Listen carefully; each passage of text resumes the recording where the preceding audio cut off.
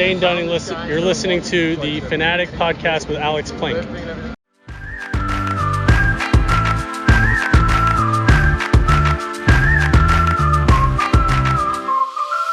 What's going on, Rangers Nation? It's Alex Plink with Dallas Sports Fanatic, and this is the Texas Rangers Fanatic podcast episode. Oh my gosh, it is episode 30. I am joined by Mr. Dave Raymond. Dave, episode 30 for somebody who is 2 weeks away from turning 30. Oh my freaking gosh. Wow. You're almost 30 years old, Plink. I'm does that bother you? A little bit. I don't know. I mean, there's a couple people that I should talk to about that. I know Woody. I think I said it, and a couple of years ago, I told Logan Forsythe that, and he kind of looked at me like, stop talking. I'm like, okay. Right. Yeah. There's certain things you can only understand to experience, Alex. 30, no big deal. Isn't 30 the new 20? Probably. I mean, it is, right? I can pull a Brock Holt and just like shave everything off and then like get 10 years younger and then go in as a rookie. Like Rougned Odor, right? I mean, Rugi looks like he's Rugi looks like he is not old enough to get his driver's license. Right. Yeah, man. So you got the magic of the old man facial hair that you can get rid of. That'll help. So yeah, Joey Gallo is just illegal to drink. Yeah, he looks similar to me. Pretty similar. Yeah, and you could see when he first came up. I don't know if he was like too young, but you couldn't see like the facial hair, like I don't know what they call them. Like it's not stubble, but like when you shave, you still have some residue. Mm-hmm. And Joey has that now, so you could kind of see where it was. Yeah. But when he first came up, he didn't have any of that. Yeah. No facial hair residue. Is that really what it's called, or is that? You hate to get too technical on people, but yeah, that's probably exactly what it's called. I don't know what it's called. Yeah, I have no idea what it's called.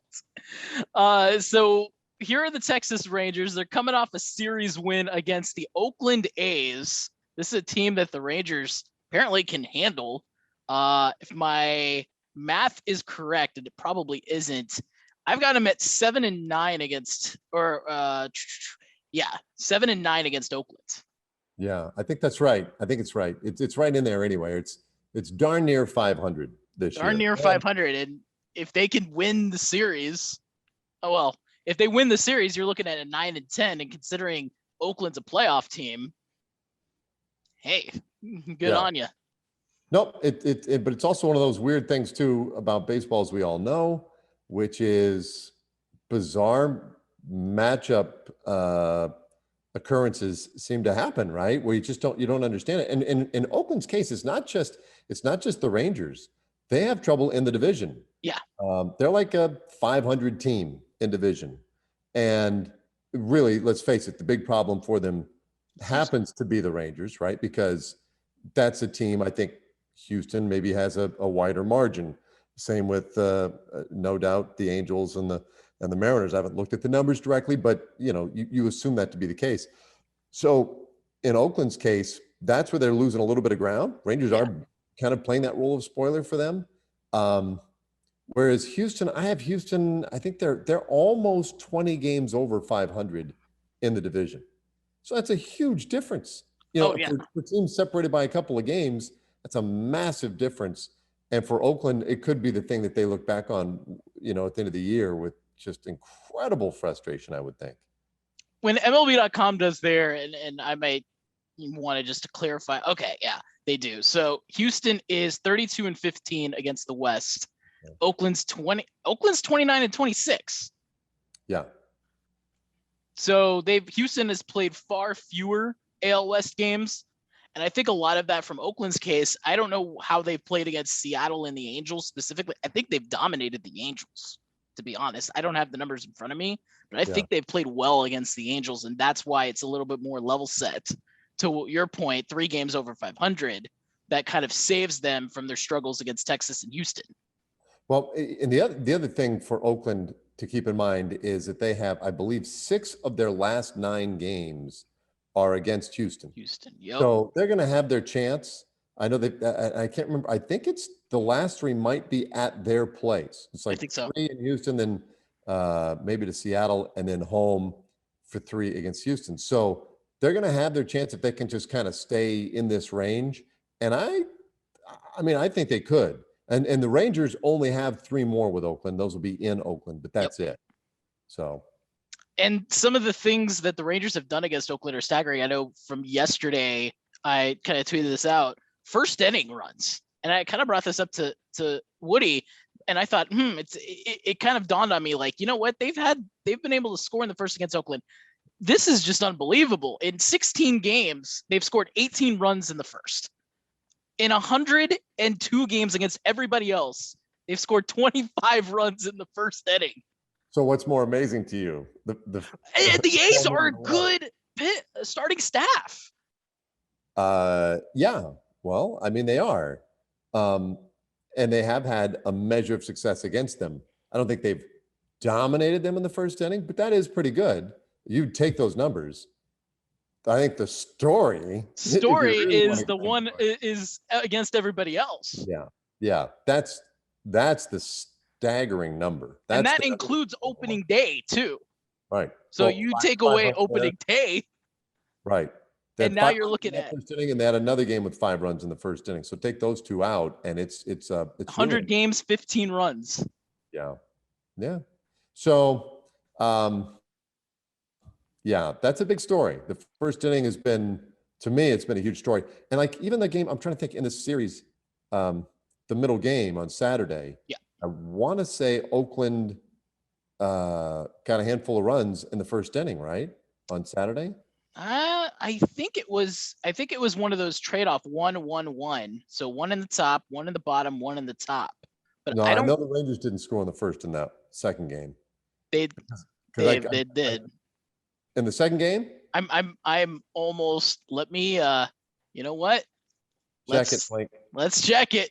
Because they got 3 in the first game, right? I think you're thinking of another series. I don't think you are thinking of this past weekend. I like this. Saturday they lost 8-3. Mm-hmm. And Dave, my man, I am totally right. They scored at the top of the first. Oakland did. Rangers answered. So Jed Lowry with an RBI single in the top of the first inning. That was it. Then Nathaniel Lowe with a double in the bottom of the inning. That tied it. And then in the top of the second, Matt Chapman homered. I think you're thinking of the top of the 7th on Saturday, where Oakland pulled away with 4 in the top of the inning. Well, no, I'm just thinking of the first inning runs. You're thinking that Texas scored 5. No, I'm thinking that Texas did not score in the first inning on Saturday. They did. The answer is they did. And they did on Friday, right? They had a bunch on Friday, 2 or 3. Yeah, they had, I want to say it was 5. 5? Are you out of your mind? 3. Yeah, 3 runs on Friday, which felt like 5, in fairness. Okay. I mean, it really did. It felt like I'll take okay, so now we're 50-50 on that. So they scored in the first on Saturday, but they did not score 5 in the first on Friday. So we're even on this. It's funny how that works, because in my mind, we spent a little bit of time talking about it on Friday. Yeah. Just what a difference it makes, and how it feels like a brave new world when you score in the first inning. Oh my gosh. And maybe it was because they had allowed a run in the top of the first on Saturday that I felt like, well, this is decidedly different. Here we are back to this old. And then they gave it right back up in the top of the second. Yeah. Well, but the fact that they scored, I'll take that, because obviously I didn't even remember it. I'll get concentrated on the ceremony. I'll give you that. Gosh, that was a ceremony game too. No wonder. Saturday Saturday was. Did we win that game? Well, I will say this: as a Ranger fan, you can leave all 3 games this weekend with some sort of smile on your face. Absolutely, no doubt. You should be leaving a lot of games the smile on your face, because what better thing to be happy than to go to a ballpark? But for sure, nothing says, yeah, you would have liked a better result than 8-3. And hey, they did have the lead in the sixth inning. So to your point, not to sidetrack everything, but the majority of fans that come to a ballpark on any given day, how invested are they in the outcome versus the experience? And I'm not saying this to defend anything. I'm just saying I can remember the very few games that I got to go to as a kid, having grown up in Nebraska. The result of the game, nowhere near as interesting to me as the experience of just going to the game. I think some are more invested in a hopeful loss than a hopeful win. Oh man, I see. Now you just hey, we're being real. I'm not one of those people. Okay. But if you're asking me for, you think people really root for a tank job to get? Look, this team's going to draft high next year, right? Yeah. Top 5 for sure. The difference between drafting third or second, I mean, do you think that really motivates anybody's rooting interest here? Ranger fans or any fans, MLB fans. Yeah. You should see how many D-backs fans are actually a little disappointed that they won a series against the Padres this past weekend. Well, I guess I could kind of see that. Although then I don't know either. I understand next year's draft to be a really deep draft. Yeah. Should be a lot of talent and should be deep. But I don't know that there's a Strasburg or a Bryce Harper. So for me, again, I go back to like, if I'm drafting second in that draft or fourth in that draft, does it really matter? I think I'm going to have a really good shot at getting a very high talent player. Being first overall, I mean, I guess there's. First overall, there's always a benefit to that because you could basically pick and choose who you want to without anybody. Sure.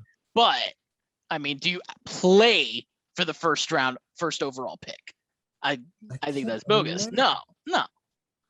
I mean, this isn't the NBA. And the question you're asking is, do you think fans?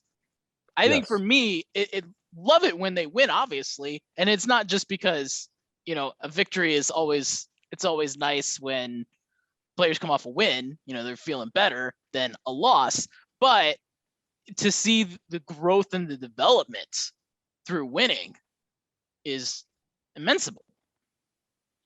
Well, I mean, there's no question that for people who work, with and around the team every day, even if you somehow could be in that position and not be a fan of that team, it'd be kind of hard. Yeah. But you would still eventually, your interests lie in victories. It's more interesting. It's more fun. As you point out, even like the players and coaches and stuff, they're more amenable to conversation. They're just in a better place mentally. It's an overall much more pleasant experience when your club is winning. So, I mean, it's not even having to go through what happened in July on the road. I can't imagine just kind of walking around, being around when you haven't scored a run in 3-4 games and haven't had a lead in 99 innings. Yeah, those are tough. I was with the Houston clubs when they were starting their teardown. People want to call it a rebuild. Well, there are a few steps in those rebuilds, right? Yeah. It's not like every day is the same rebuilding. It starts with an absolute demolition of what you have. And there were some teams in Houston when I was there that were really difficult to be around. I want to say there was a stretch where they went like 3-43 or 3-46, like overall, yeah, home and road. It was just brutal, and you can imagine moods weren't always real buoyant in that scenario. So yeah, it's not fun. It's tough, and it's really tough on those guys. And I do think, again, we love to overrate what kind of value we bring to any situation as humans, but I believe there is value that they would acknowledge if they were really honest in having the knuckleheads like us around as much as we are at home now or used to be in the past.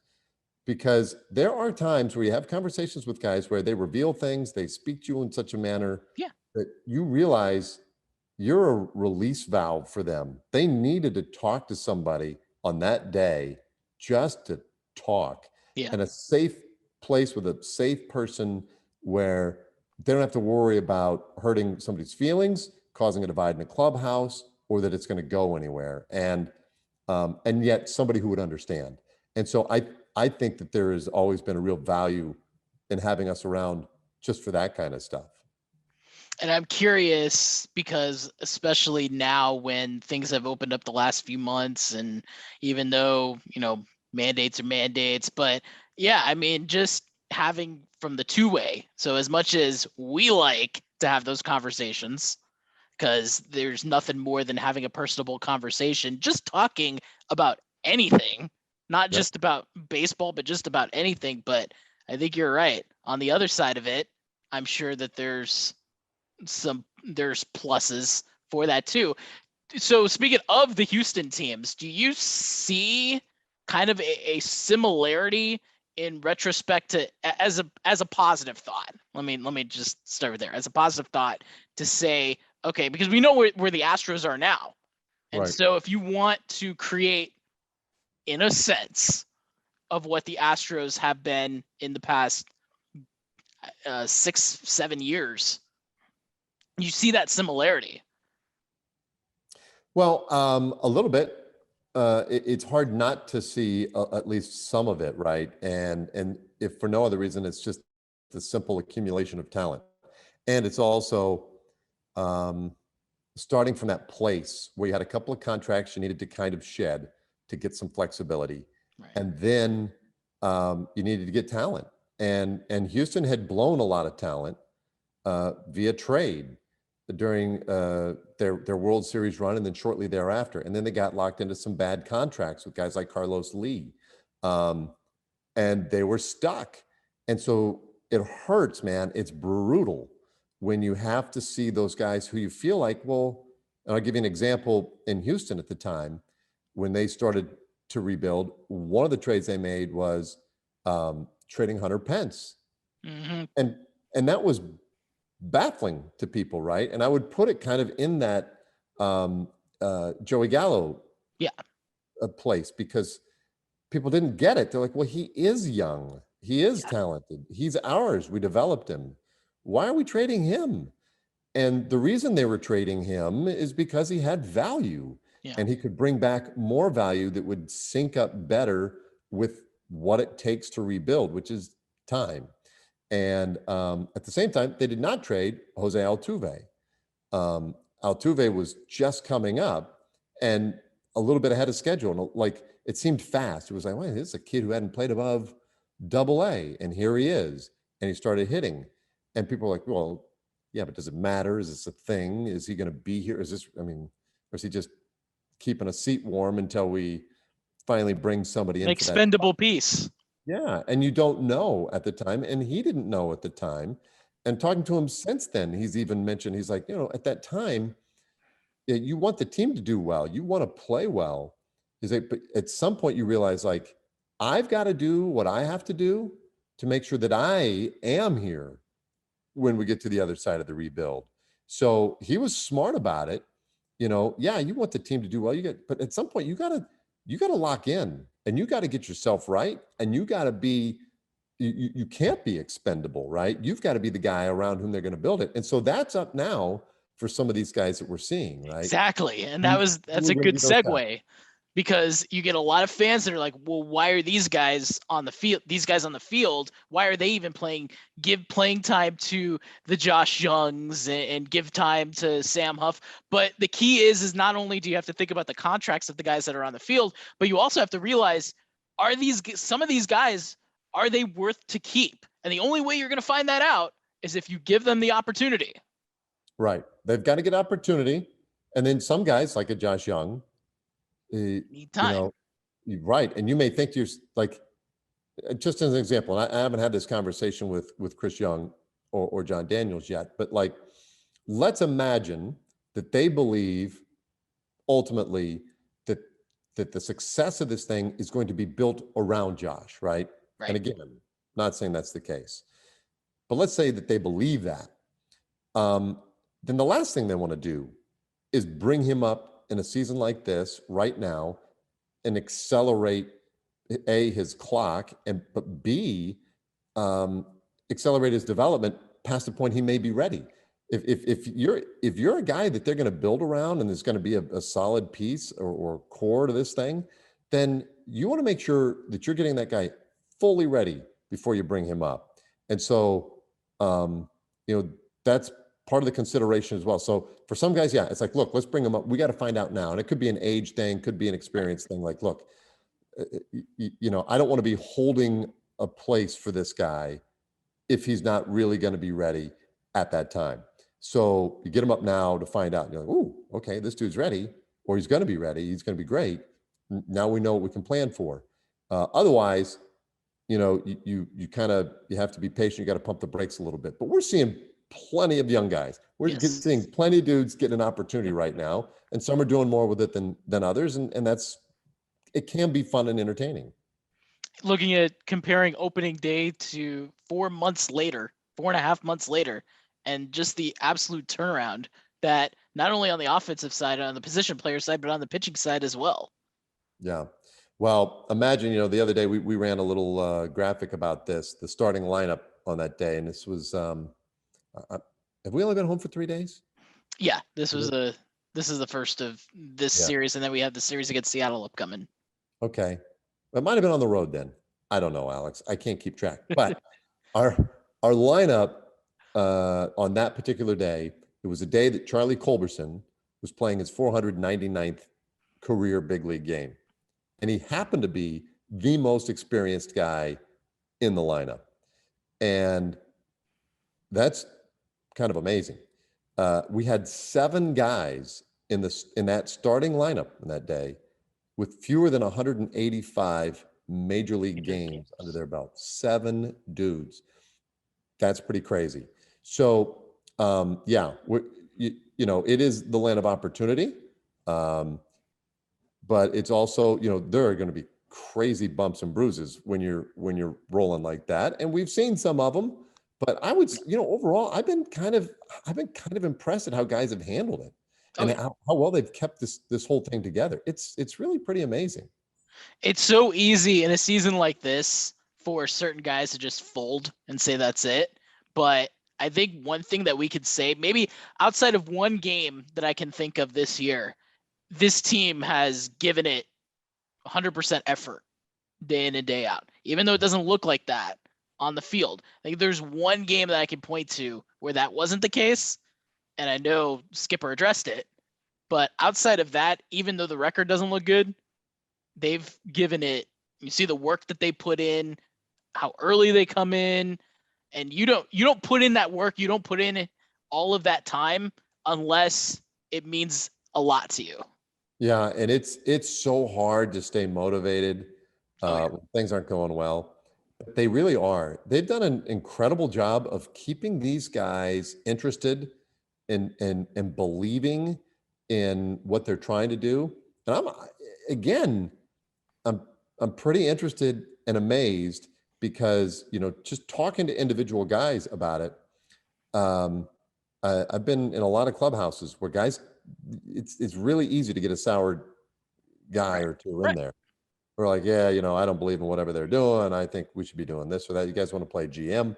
Well, even the veteran guys in this situation, when you take Brock Holt and Charlie Culberson as examples, Mike Fultonevich, right? These are guys who have some experience, Lyles. They know what role they're serving right now. They get it. I mean, they fully understand. And you would also fully understand if those guys had maybe just a little bit of sadness, bitterness, whatever about them. Like, this stinks. This is not where I wanted to be at this point in my career. And yet, when you talk to those guys, they talk about like, I would really love to be here as this thing turns the corner. I would really like to stay on with this group. I really love what they're doing. I believe in what they've got going here. It's really interesting to me because guys don't have to BS us in private. No. There serves no point. Guys have always been very, very honest over the years when it's off the record and just a couple of people hanging out. But I'm telling you, these guys have been very forthright about it. They all seem to really enjoy working here, and they seem to really believe in a lot of the techniques that are being employed and the sciences that they're leveraging to make these guys better. And I think that speaks really highly of what they're doing on the baseball side, man, whether it's at the manager and coach level, or if it's even if it's at the analytics level. But these guys are buying in, young and old. And I think, again, this deep in a season going like this, I just think that speaks volumes about the people involved. Think about this from sort of an outside baseball perspective. Think of it as you're in a company and it's a relatively, I don't want to say maybe it's a relatively new company and you're hired on, but you know that you're not going to be there when the company hits its ceiling. You can't imagine what that feels like. Where it's like you go in. Talk about, Alex? Is there something going on that you need to get off your chest? No. Oh, okay. All right. I make stupid analogies. That's my thing. Okay. Yeah. Yeah. No, I mean, it's a real thing, man. I mean, it's like you're grinding and you're laying the railroad ties, but what, you never get to ride the train as it crosses the continent? Mm-hmm. It's like, well, I guess I did a lot of really great work that I never really got to enjoy.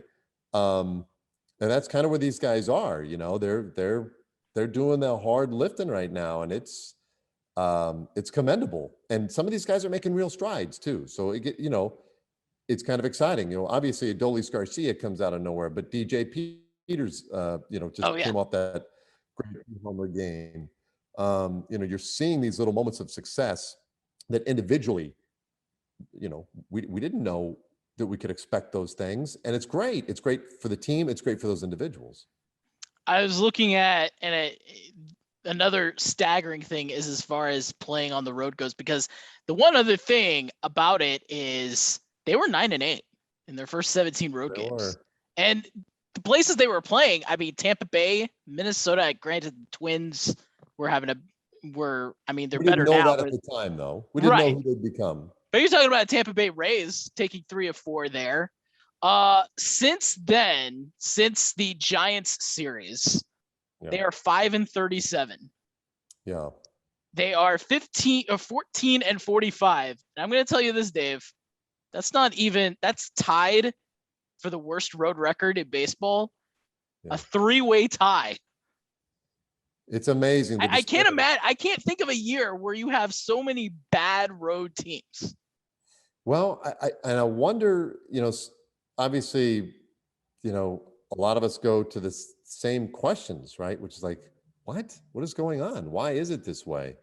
And every day, Woody struggles to kind of explain it away. It's difficult, but I do wonder, he touched on something the other day when he was talking about Spencer Howard getting his first start at home.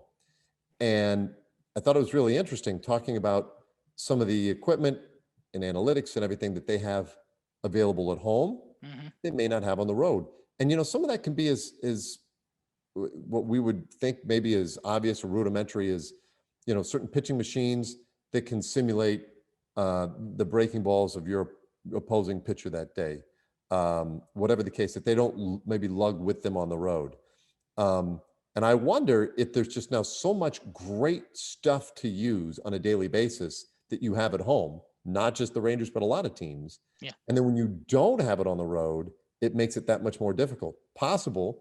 That seems like pretty stark when you're talking about a 14-45 record on the road, like absurdly so. But I don't know. I mean, we're all searching for that answer. We're all searching for whatever it is that it can explain the difference in style of play. But I guess for the time being, I'm throwing that out there as a possibility. I just don't know. No, I think that's a great point. It's just like when you travel to another place, some things about your body clock may not be. There's certain things when you're traveling in a hotel, it just doesn't feel like home. Well, what he even pointed out, did you catch this the other day? He talked about these guys being really young. He's like, I'm not worried about these guys going out and running it on the town every night after games. And partly because last year, of course, they couldn't. Couldn't. You couldn't leave the hotel without having 2 security personnel on your case and dragging you back in the hotel. And that's why you give them a pass for having a bad road record last year, because Sure. everything was so you were basically in a, I don't want to say a prison, but it somewhat felt like that. There was nothing about last year that I would use to evaluate anybody. No. At all. No.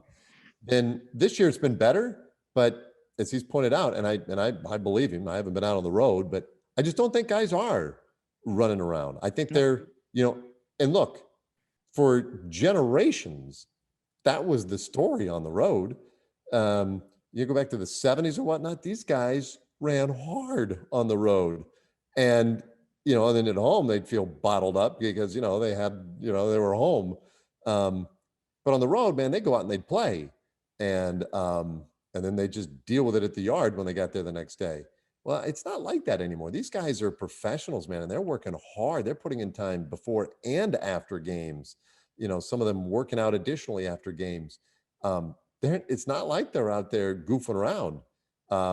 So even that really isn't a great explanation. Although maybe that is an explanation. Maybe guys do need to blow off a little steam. I don't know. It's hard to say, but it's certainly impossible to explain what's going on with this team on the road right now. How many people just listening in or just in their everyday lives who would used to be like, oh, you know what? On Saturday today, I'm going to go out and spend a whole day, go out shopping and all there. How many people nowadays even do that? I don't know. mean, that's, now that you've been cooped up in your house for 5, 6, 7, 12 months, what do you see less people have that desire to just leave? Yeah, I think that instinct has been dampened a little bit for sure. I mean, at the same time, I think we're all itching for those opportunities to go out and have fun again too. So we're all saving it for the off season. Yeah, well, Lord knows, we hope. We hope, man. Everybody needs an off season. Yeah, no doubt. And so, Dave, I want to get, so the one thing that was fascinating in the Oakland series in Oakland, I want to get your thoughts on the Brock Holt pitching experience. Well, I loved it. He's such a great guy. He is. And competitor, and he's got a little flair for the dramatic and the fun. It was totally entertaining. It's not the type of thing that you would expect to run out there very often. But if it ever came up again that we needed a position player to throw, that was a perfect game for that. And I loved it. I mean, we see guys go out there and they try and be respectful or whatever, and throw this 70-mile-an-hour pus down the middle and see what happens. But the ethos was great. If you can, that, by the way, that is so difficult to do. It's really not easy to lob that ball up there with that kind of accuracy. Like he did. So he was great. We saw him doing it in the bullpen. I was like, what is he doing? I was like, well, he must be ready. I had no idea that he planned on doing that in the game. It was tremendous. I don't think, and I kind of saw brief stints in last year with the Nationals. In the first game, he pitched the full inning. I don't think he did that. I didn't see the second game, but I saw the radar gun, and I think he did somewhat similar based on the speed of the pitch in his second appearance, which was only, I believe, one batter. Okay. And yet, similar perhaps, but not quite. No. Down to whatever it was, 31. 30. miles. I think 30 was the lowest cap. Okay. Yeah. And then had to have a comebacker and throw it accurately to first. Yeah. Yeah. I thought when he missed it initially, or it glanced off his glove, I thought, oh, that's a shame. That's too bad because now he's going to have a base runner, blah, blah, blah. How clutch was it to stay with it and then make that play? I mean, but then, DJ Peters making that catch at the wall. It was just tremendous, man. An assist from Charlie Culberson in left, who Yeah. that was his first game in left field for the season. He had like one inning in left field. Yeah. And he had like 9 putouts in that game. I still don't understand for the life of me where it was Chapman, right? Chapman running to second. Yeah. I think he was just done for the day and be like, you know what? Let's end this game. So I'll just try second. That might have been. It might have been. But yeah, it was tremendous. That was one of the greatest half innings of the year. That was. Unfortunately, the circumstances is not what you want, but No. And God bless them. We haven't had too many of those. No. I mean, for the most part, and especially, you're going back, you were referencing earlier how they were like 9-8 on the road to start. And then they got back to 500, obviously, overall at 18-18. And then even after that, it started to slip away, and they were playing all those close games. I mean, there were so many days where I left the park thinking to myself, like, man, we're lucky. We're so fortunate. The way this team has played, they've been very entertaining. Yeah. They haven't won as much as they'd like, but they've been very entertaining.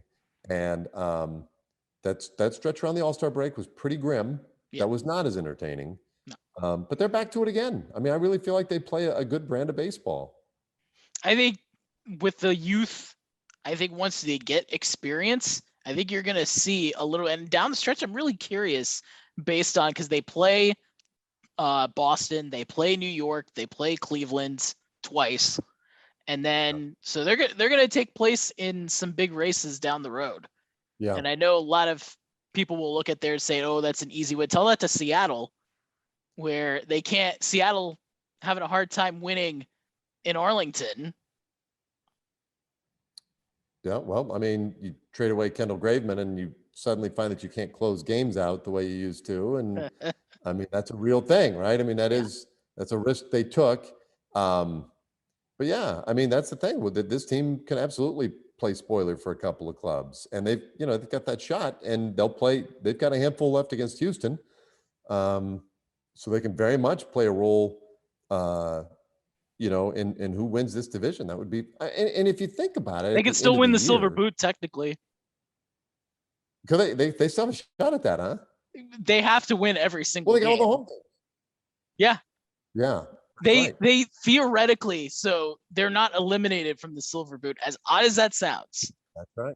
They have to win all 7. That's right. And I think, or 6 and win the run different. Wait, no, it's 19 games. So no, they have to win all 7. Yeah.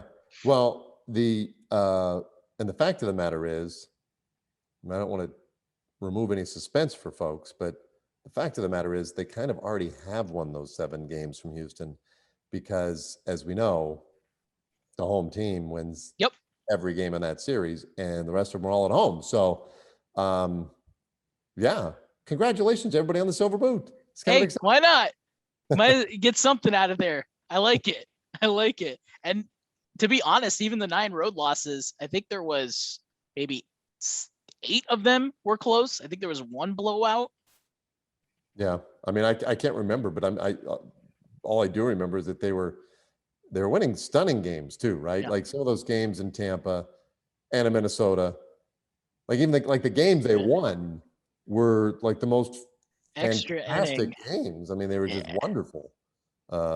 Yeah, it was, and they, because that's just it too, right? Just as they haven't been blown out very often, they haven't blown out other teams very often either, for better or for worse. But yeah, it's just been close, competitive baseball all year. Even I believe it was just Sunday, 7-4 win that theoretically was well in their control. I think it was like 7-2, and then Oakland. So you were hoping for maybe a 5-run win, kind of ease things a little bit. Nope, Joe Barlow had to come in and save it. Yeah, well, which is fine. But it's good for him. Get some experience closing games. Yep. Well, he's perfect. But no, seriously, the Brock Holt pitching was. And I didn't ask Jose Trevino this. I had it on my radar, but I wanted to get his thoughts on that. So that is next on my radar.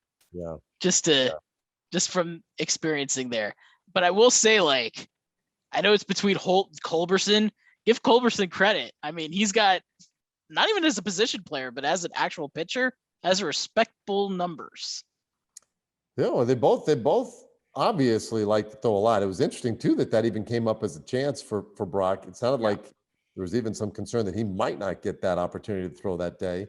Well deserved, handled it beautifully. They're both great. Those 2 guys have been fantastic this year. Well, good for the clubhouse. And now we got about 15, 16 days until September. One thing of note, September rosters, they're not the 40, it's 28. And I feel like that kind of hurts the Rangers because that's a golden opportunity to bring up guys. But I don't know.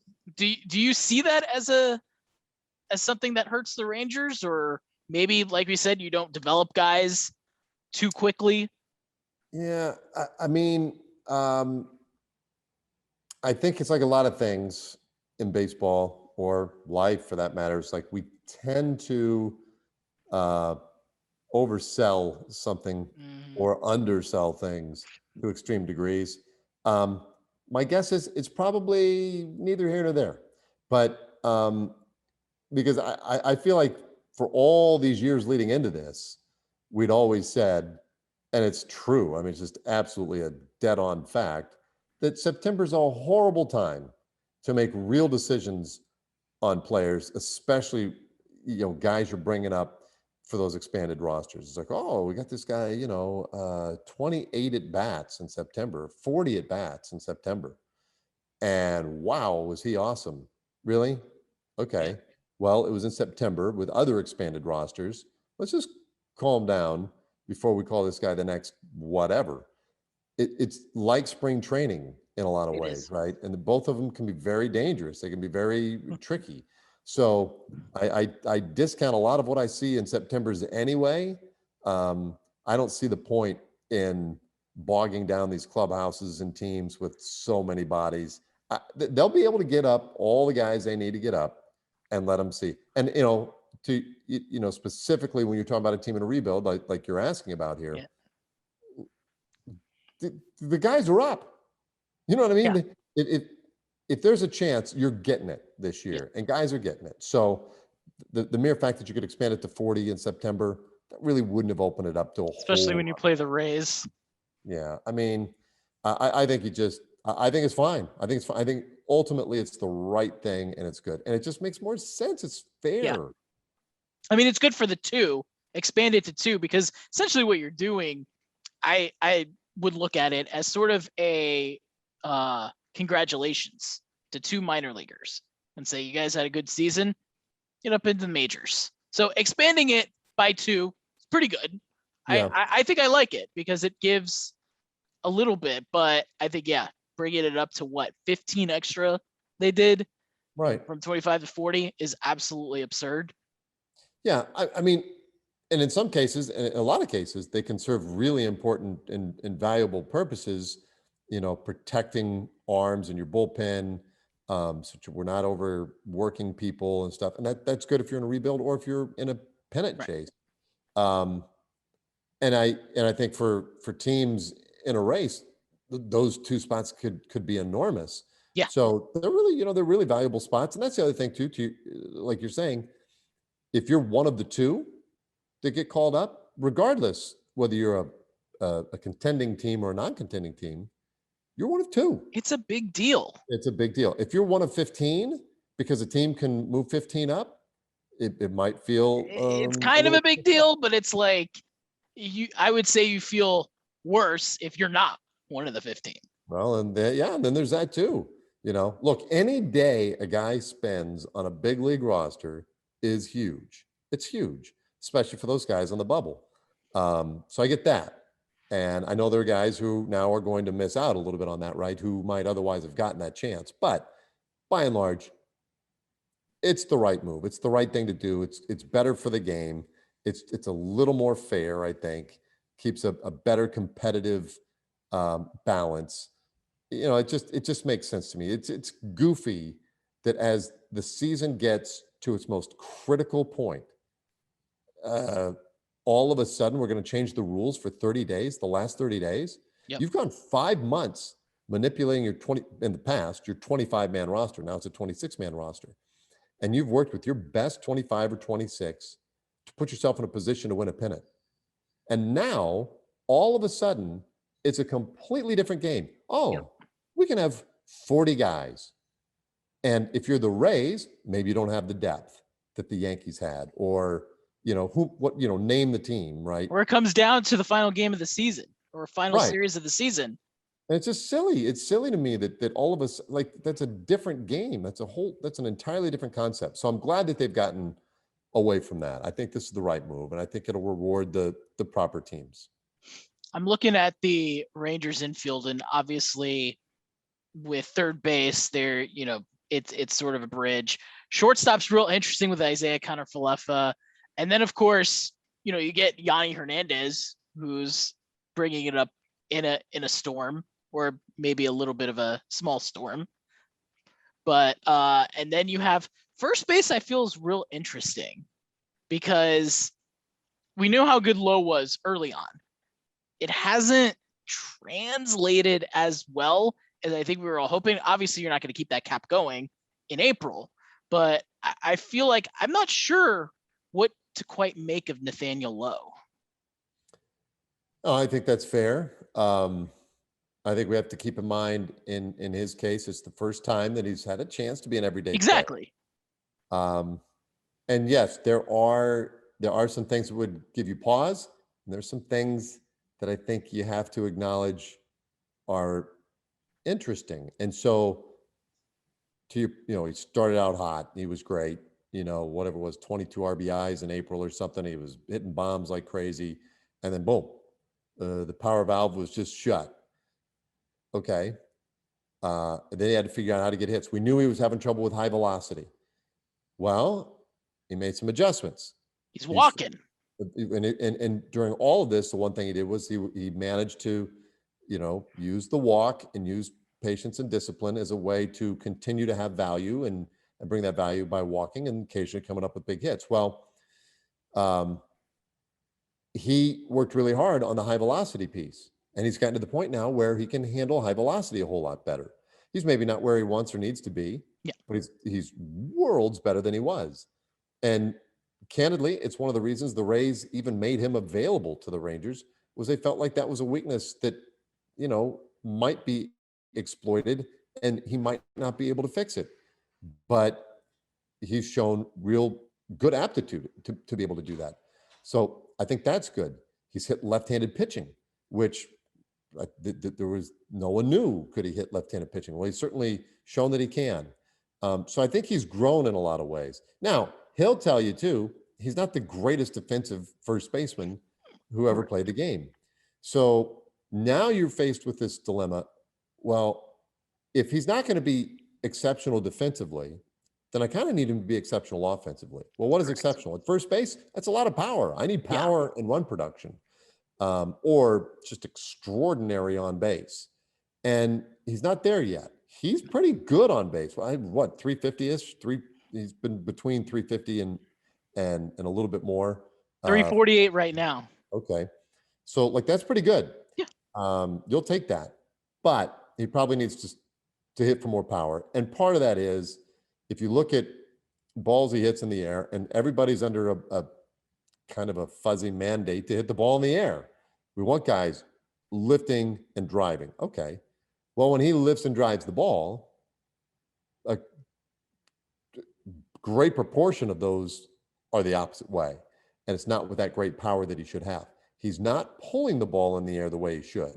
On the ground, he pulls the ball, and he doesn't go the opposite way. And that's why he gets those shifts. And that's why he makes outs in the outfield to left field. But that's one thing that would have to probably continue to improve.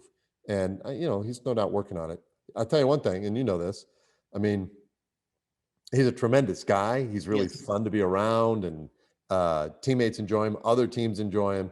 He's always having fun and working hard. And I have a certain amount of faith that he can get there. He has, to me, he's got kind of the right mental makeup to be a good ball player, because he has a way of handling the disappointment and the frustration with a certain amount of good cheer and humor. And yet he works his fanny off and gets it done too. So, it's the guys who get so wound up and can't figure out a way to laugh about it, or be a little more gentle on themselves. Those are the guys that can just get swallowed up by the baseball beast. And speaking of Nathaniel Lowe, this Rangers 7 edition, I spoke with Nathaniel, Rangers Random 7. So this is it's like when I do Ranger 7, so I'm gonna ask 7 random questions for you. 7 random questions. The man, if he's 6 or 7 or 8, I don't know. I'm Okay. gonna count. I'll be ready. So Nate, what is an unpopular food opinion that you have? An unpopular food opinion that I have. I don't know. Breakfast has no time frame. I like to eat breakfast all the time. What's the specifics on the breakfast? Usually there's a Benedict involved. Always a pancake. Pancakes are good luck. That's it. There's a specific place, or is it on? I've been at Snooze a bunch. I eat at Snooze a lot. What is a song that's on your playlist that people wouldn't think you have?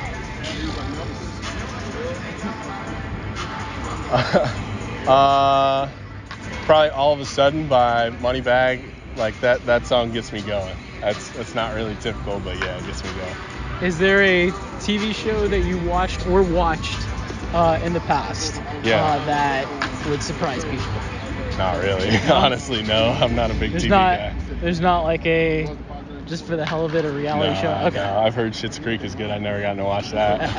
What's your dream vacation? Ooh. I'd like to go to probably Central America, go to a lodge and go tarpon fishing for a couple of days. That sounds awesome. So I'm going to the club. Okay. And I need a wingman. Which of your teammates are you choosing? John King. John King? Yeah, John King, absolutely, yeah. He's not afraid to talk to girls, that's for sure. Yeah, he's fun.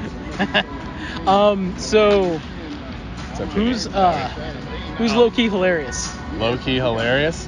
Adolis. Adolis is hilarious. Really? Yes. He won't say it, but yeah, he's funny. Is it just specific, or just... Not really. He just kind of do things here and there and then start laughing about it. Like, his locker's right next to mine, so I get to see that show all the time. All right, Nate. Appreciate the time. Thank you. All right. Appreciate that from Nathaniel.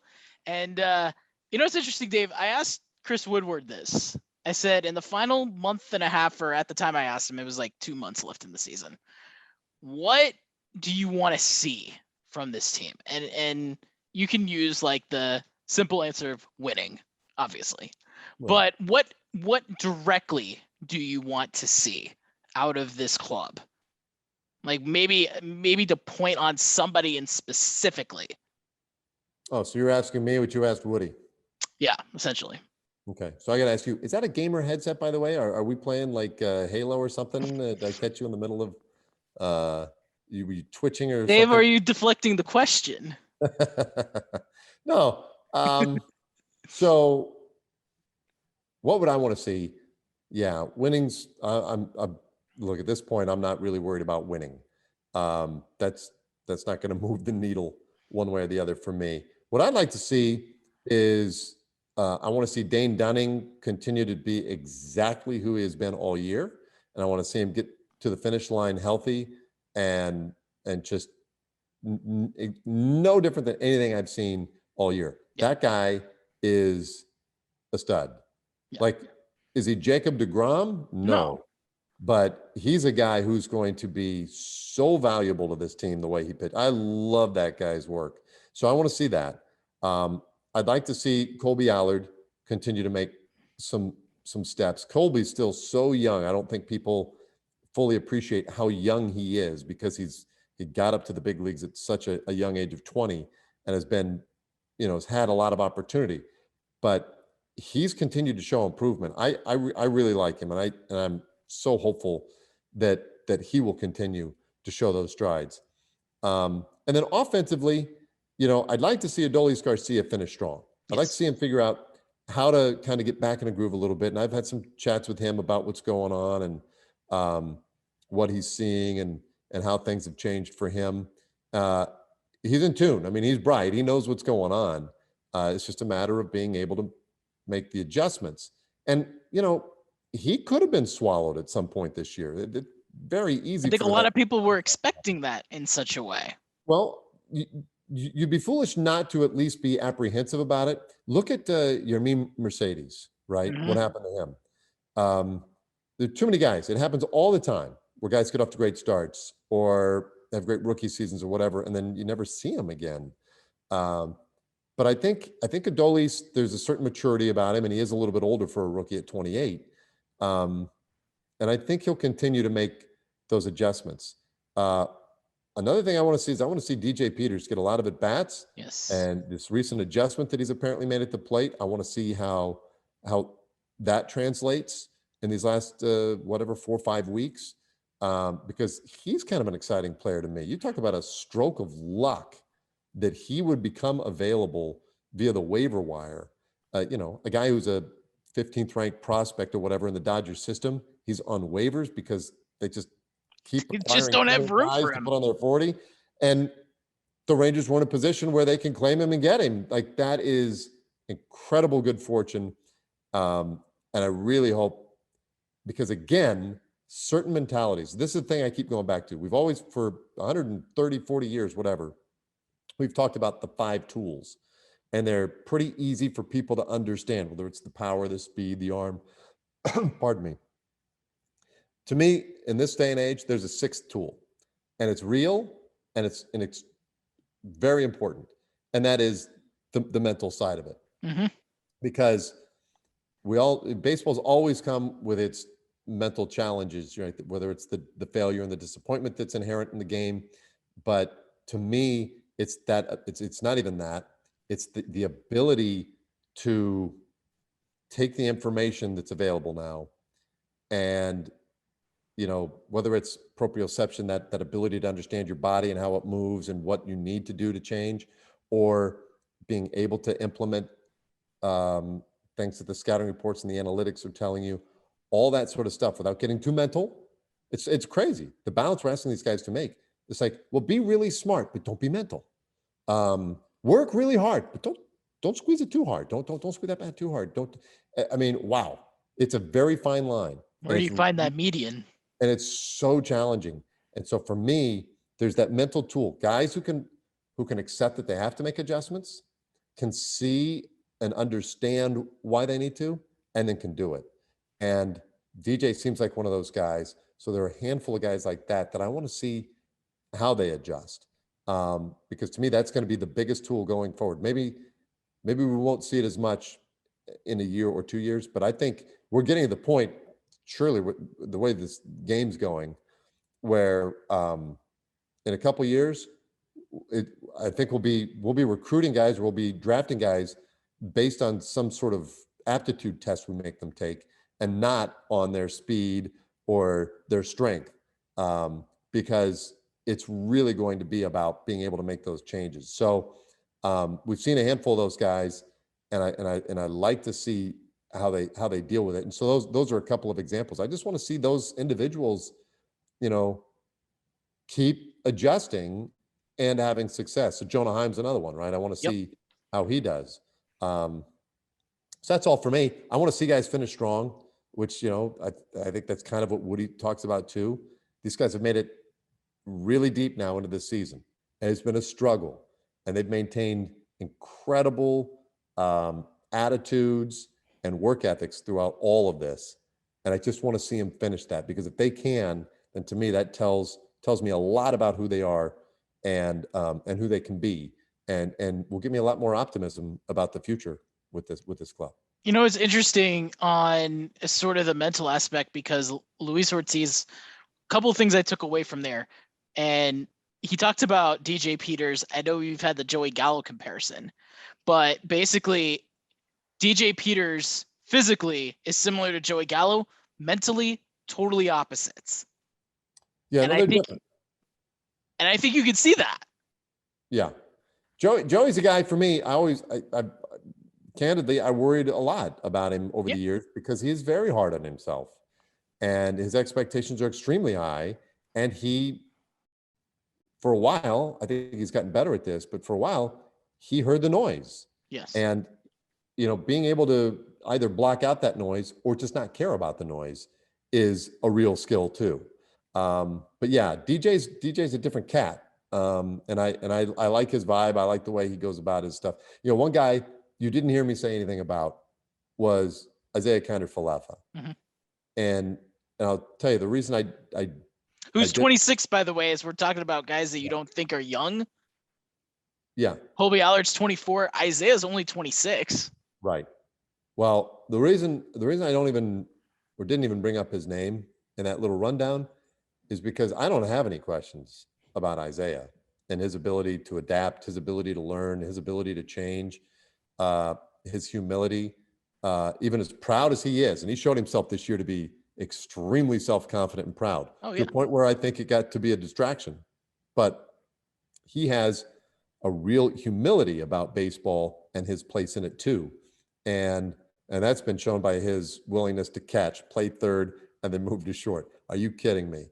I have a lot of respect for that guy, and I already know who he is. I know he's going to finish strong, right? I don't have questions about how he's going to end up this season.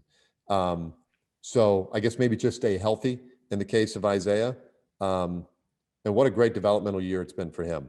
You know, has he enjoyed every second of it? Did he go through a tough stretch? Yeah, of course. But like you had any question that he would hang in there and keep battling. He just impresses the crud out of me, man. I like that kid a lot. So, yeah, those are some of the guys. Some of my thoughts, I guess, as we head down the stretch. I have no clue how many will win, and I don't at this point. I really don't care. I'm also real curious about how, by the end of the season, how the catching situation is going to look and how things will go with Trevino and Heim. And obviously, you know, I don't even, from a catching perspective, Pozo's not in that category because, you know, he's still working on the catching, but they want him more as far as hitting goes. But I'm really curious because when you look at this organization and the catching depth that they have, because you still have Sam Huff in the works, you know, if Pozo does work on his catching ability, that's another one. So this team has a lot of catchers in the organization that are quality players. Yeah, so far so good. A lot of it looks pretty good. And then the other piece of that is where are we going with, you know, the idea of an automated strike zone? And I'll be out front on the record on this one. No thanks. I'll pass.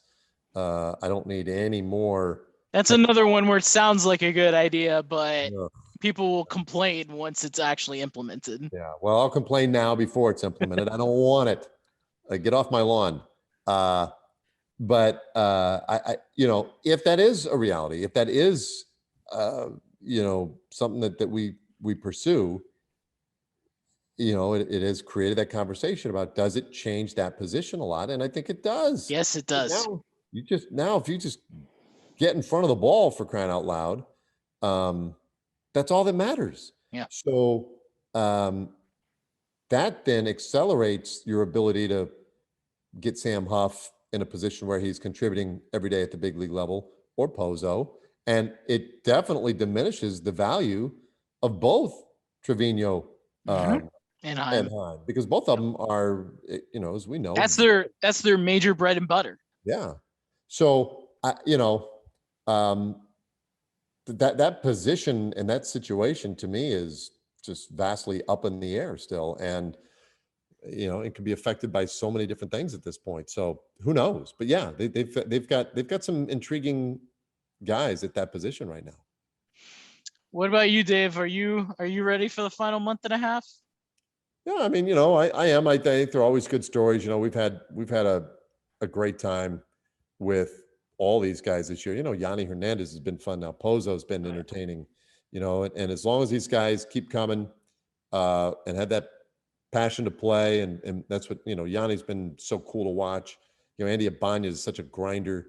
You know, it's entertaining. I say it every year because it never ceases to blow my mind.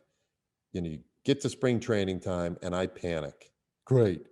Another offseason wasted. All I did was goof around. I had a list of 8 books I was going to read and all this stuff I was going to do this year to prep for the season. And I did none of it. And I'm dead. How am I going to get through 7 months of talking about this? I don't know anything. And then sure enough, this game and teams, they just provide you so much. Their stories, their development, all that stuff. And I just love it, man. I love watching the puzzle, you know, come together, fall apart, and then get put back together again.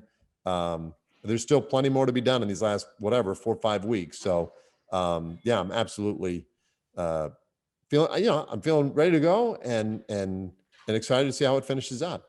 it makes you appreciate when you start seeing the team celebrate a division title, going to the championship series, going to the World Series, and you think back, no matter how long that's going to be, let's just say it's 7 years from now, and I'm just throwing out a number here.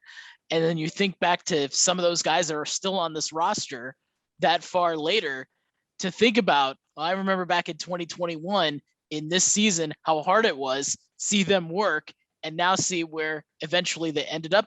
It's a great feeling. It kind of puts a small little tear to your eye. Well, it is the thing about sports. I've had this conversation with my wife over the years because she's been in the trenches with me, all the while. And she has to hear me complain or gripe about a team or player or situation. And she gets really invested in these teams too, and she'll get frustrated and ask me questions. And I always tell her the same thing, kind of along those lines, right? Which is like, if your team had the wherewithal to just buy it every year, who cares? Nothing is worth it if you didn't have to work for it. And everything that Rangers fans are investing, emotionally, intellectually, financially in this team, right? You just want that payoff at some point. And when it comes, because of what everybody's had to put in, oh man, that's going to be the sweetest tasting stuff of all time. And so every time you take it on the chin, it's just like, wow, that sucked today, but it's going to make winning that much better, man. It's just going to make it that much more fun. So I'll take, it's like, I don't know if you've ever done sales before, but people used to tell me no when I was in the minor leagues doing sales in the off season, and I would thank them. I was like, thank you. They'd be like, what do you think of me? I was like, because it's one closer to the 9 no's I need today to get to a yes. So to me, that's all this is, right? We're just laying the groundwork, putting those railroad ties in, and soon we'll be chugging down the railroad in our brand new big old beef-eating train. I don't know. Another probably bad analogy alert. It's like gift giving. How much does it mean when you actually give a gift that you made rather than going out and buying something? Yeah, that's perfect. When it came from somebody's heart, that's a real gift. Or sometimes even just it's the thought, right? I mean, it's definitely the thought. Even if they're buying something, they just something that means to you specifically that person would only know, instead of just getting, I don't know, an Amazon gift card. I'm guilty of that. Yeah, well, are we all guilty of that? It's happened to a lot of people. And the one gift that always keeps giving it, by the way, he is baseball's Santa Claus, because he always comes through. It's with the purest of hearts. Yes. And it's just the most wonderful thing every day. And that is Chuck Morgan, the Hall of Fame public address. Oh, yes. He is baseball Santa Claus. He's so reliable. He's always going to be there. He's always going to do it right. He always is thinking about the other people, the fans, the players. He's baseball Santa Claus. Anyway, it's so great to have him in the Hall of Fame. That was a really beautiful thing over the weekend too. So just a little. I talked to Elvis on this. I said, was it awkward when Chuck this year said your name, but was like, and I hate to say lack of enthusiasm, but it's by design. I always have to kind of make that it's by design. And he said it kind of was, but it also was, to hear that voice. Yeah. So yeah, you would want an exclamation point, but obviously being as a visitor, you're not going to get that.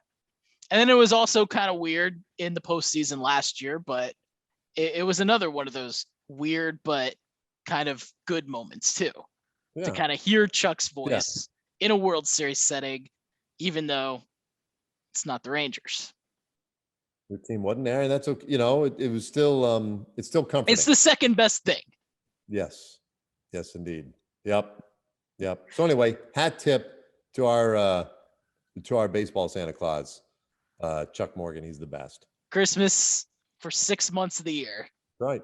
That's right. Can't beat it. And so if you want to follow me on Twitter, you can follow me at APlinkTX, on Instagram at APlinkTEX for Texas Rangers coverage.